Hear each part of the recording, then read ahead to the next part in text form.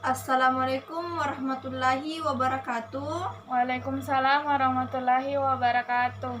Selamat pagi anak-anak. Pagi, Bu. Bagaimana kabarnya hari ini? Alhamdulillah baik. Alhamdulillah. Sebelum memulai pelajaran pada pagi hari ini, sebaiknya kita berdoa terlebih dahulu. Saya persilakan kepada Ira untuk memimpin doa. Mulai pembelajaran hari ini, marilah kita berdoa bersama-sama menurut agama dan keyakinan masing-masing. Berdoa dimulai. Selesai. Baiklah, Ibu akan mengecek kehadiran kalian. Apakah di antara kalian ada yang tidak hadir pada pagi hari ini? Tidak ada, Bu. Oke, adapun pembelajaran kita pada pagi hari ini yaitu perubahan kesinambungan masyarakat Indonesia pada masa Islam secara kronologis, yaitu masuknya Islam ke Indonesia. Pun kompetensi dasar dan tujuan yang ingin dicapai yaitu kompetensi dasar 3.3 memahami kronologi perubahan kesinambungan dalam kehidupan bangsa Indonesia pada aspek politik, sosial, budaya, geografis, dan pendidikan sejak masa praksara sampai masa Hindu, Buddha, dan Islam. 4.3 menjelaskan kronologi perubahan kesinambungan dalam kehidupan bangsa Indonesia pada aspek politik, sosial, budaya, geografis, dan pendidikan sejak masa praksara sampai masa Hindu, Buddha, dan Islam. Adapun tujuan pembelajaran yaitu memahami masuknya Islam ke Indonesia, membuat peta konsep tentang masuknya Islam ke Indonesia. Akan menampilkan sebuah video tentang masuknya Islam ke Indonesia. Islam di Indonesia yang banyak dilakukan oleh kaum pedagang terutama dari India, Persia maupun pedagang Gujarat.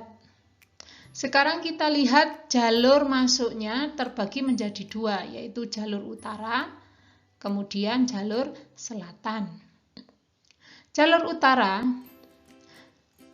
penyebaran agama Islam dimulai dari daerah Arab, terutama Mekah dan Madinah, kemudian Damaskus, Irak, Persia, Gujarat, pantai barat India, kemudian Sri Lanka masuk ke Indonesia.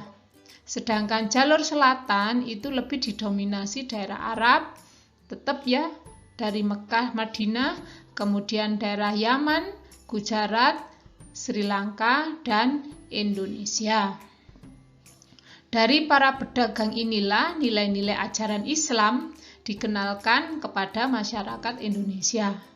Selain para pedagang, penyebaran ajaran Islam di Indonesia bisa dilakukan oleh para mubaligh atau ulama yang kemudian terbentuklah daerah pemukiman-pemukiman di wilayah Indonesia, terutama daerah Sumatera, Jawa, Sulawesi maupun Maluku. Anak-anakku sekalian, kalau kita lihat adanya teori perkembangan Islam di Indonesia, itu ada 3 teori yang menyatakan. Yang pertama adalah teori Mekah. Teori ini dibawa oleh tokoh utamanya yaitu Buya Hamka dengan pengikutnya Anthony H. Jones, T.W. Arnold, dan Van Leur.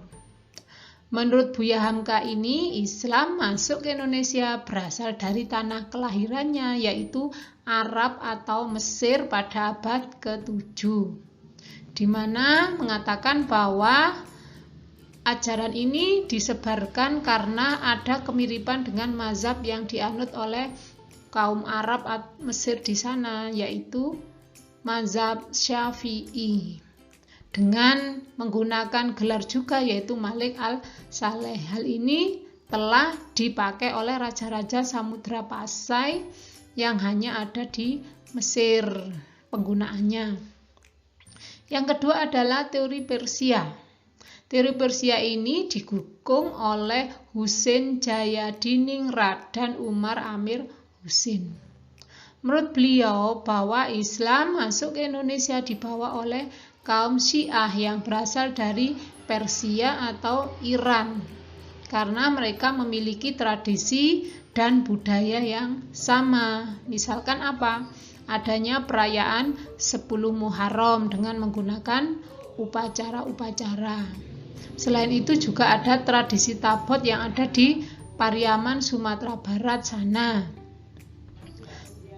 Karena kedua ajaran ini merupakan ajaran yang menganut pada ajaran Sufi yang dianut oleh Syekh Siti Jenar, yaitu dari Iran Al-Halaj.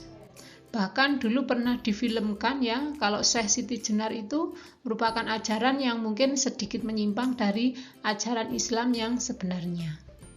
Berikutnya adalah teori Gujarat. Teori Gujarat ini dibawa oleh Snok Horgrone. Ini merupakan tokoh asing yang mungkin mengembangkan ajaran Islam di Indonesia juga. Selain itu pengikutnya ada Moyukwitz, Bernard Fleckel, Pitznapel, dan W.V. Stutterheim.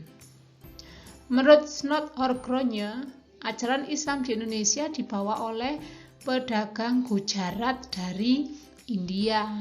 Sebagai buktinya adalah adanya penemuan batu nisan Sultan Malik al-Saleh pada abad ke-13, yaitu sekitar tahun 1297 Masehi, yang hampir sama dengan kesamaan batu nisan yang ada di Kambai, Gujarat sana. Selain itu juga adanya catatan Marco Polo ketika singgah di Sumatera pada tahun 1292, di Perlak sudah ada banyak yang memeluk ajaran Islam. Gitu ya. Berikutnya akan kita lihat bagaimana saluran masuknya Islam di Indonesia. Saluran masuknya Islam di Indonesia itu melalui beberapa saluran, diantaranya yaitu dalam bidang perdagangan, pernikahan, pendidikan, kesenian, dan tasawuf. Kita lihat dulu perdagangan. Memang pada awalnya proses masuknya ajaran Islam yang paling terkenal yaitu melalui proses kegiatan perdagangan, di mana perdagangan ini dibawa oleh para pedagang dari Arab, Persia, dan Gujarat. Nah, inilah merupakan salah satu tujuan mereka, yaitu menyebarkan ajaran Islam di Indonesia. Yang kedua adalah melalui pernikahan.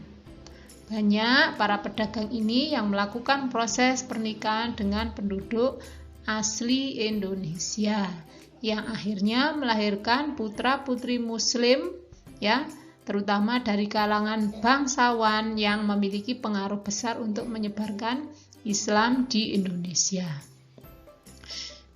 Yang ketiga adalah melalui jalur pendidikan. Pendidikan ini disampaikan oleh para ulama atau guru-guru yang menyampaikan di lembaga ajaran Islam.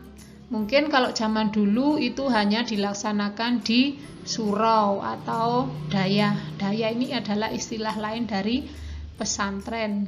Kalau sekarang kan bisa dimasukkan dalam kegiatan madin, yaitu mengaji, yaitu madrasah diniyah yang sudah jelas di bawah naungan Departemen Agama. Ini pendidikan. Sedangkan jalur kesenian ini sangat besar sekali adalah peran dari para ulama yang terkenal di Indonesia, yaitu para wali songo, yaitu wali Allah yang secara perlahan-lahan memasukkan unsur budaya Islam baik melalui cerita, tembang maupun pertunjukan. Misalkan kalau kita lihat dari Sunan Giri. Sunan Giri ini menyampaikan ajaran Islam lewat lagu-lagu Jawa. Misalkan yang sudah kita kenal itu ada lir-ilir, cublak-cublak suweng, atau gending Jawa yang lain. Selain itu juga ada Sunan Bonang yang menyampaikan ajaran Islam dalam bidang kesenian melalui gamelan, dengan lagu terkenalnya adalah Tombo Ati. Selain itu juga ada yaitu Sunan Kalijogo. Sunan Kalijogo ini yang telah mengembangkan ajaran Islam dalam bentuk ukiran, ya. Kita sering sekali ya kalau misalkan ke daerah Jawa Tengah itu hasil ukiran yang sangat terkenal merupakan hasil peninggalan dari ajaran Islam oleh Sunan Kalijogo. Selain itu juga ada berupa wayang. Kemudian baju takwa itu juga dari Sunan Kalijogo yang mengajarkan awal mulanya. Sedangkan yang dari tasawuf, saluran masuknya ajaran Islam melalui tasawuf ini merupakan jalan mengenal Allah dengan mendekatkan diri kepada Allah. Jelas penyebaran ini sangat mudah untuk diterima karena mereka akan mampu beradaptasi sesuai dengan ajaran yang disampaikan, baik itu secara alami ya, kemudian budaya-budaya yang berkembang di masyarakat ini melalui ajaran tasawuf. Adanya teori maupun saluran-saluran dalam proses penyebaran ajaran Islam itu akan membawa dampak yang sangat berpengaruh dalam kehidupan masyarakat. Apa saja dampak yang bisa berpengaruh? Yang pertama adalah dampak dalam bidang politik, di mana pada saat adanya keberadaan masa Hindu-Buddha, dulu terbentuklah sebuah kerajaan yang dipimpin oleh para raja.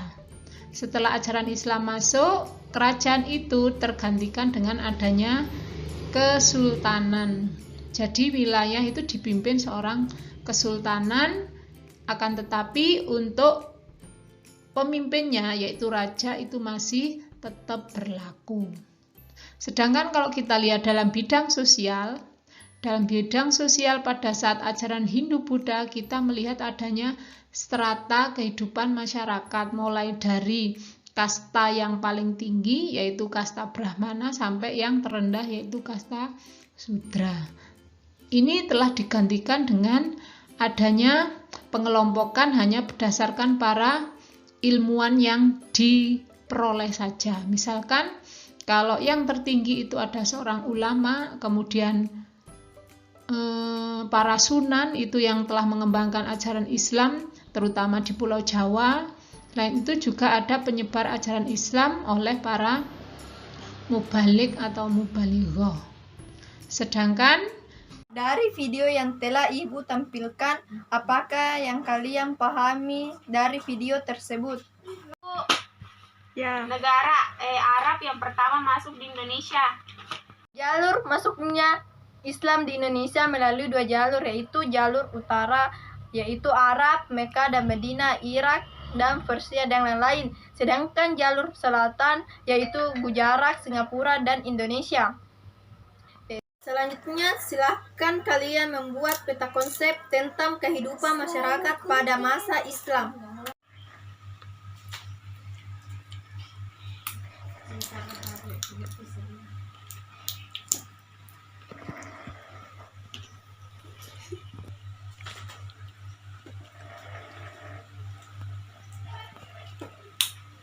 Apakah kalian sudah selesai? Sudah, Bu. Silahkan Ananda Sri menjelaskan peta konsep tersebut. Saya akan menjelaskan perkembangan Islam pada masa Islam di Indonesia, di mana ada awal penyebaran Islam, lalu perkembangan pengaruh Islam di Indonesia. Perkembangan pengaruh Islam di Indonesia terdapat pusat-pusat perkembangan Islam, perdagangan, ulama, perkembangan masyarakat, pemerintah, dan Sekian pertemuan hari ini. Assalamualaikum warahmatullahi wabarakatuh. Waalaikumsalam warahmatullahi wabarakatuh.